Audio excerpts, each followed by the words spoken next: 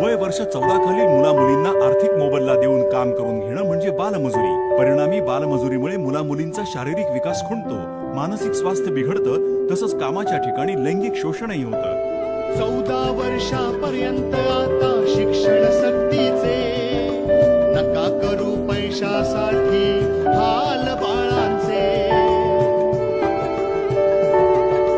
जन्म दिला लेकराला त्याला शिकू द्या, खेळू द्या, गाऊ द्या, नाच नाचू द्या।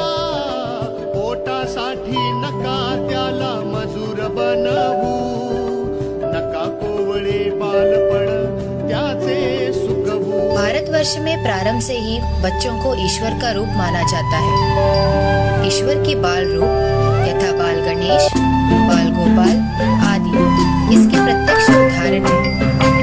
लेकिन आज की तस्वीर इससे बिल्कुल अलग है कीमती बच्चे फिर भी क्यों नंगे पैर ये सड़कों पर भीख मांगते हैं।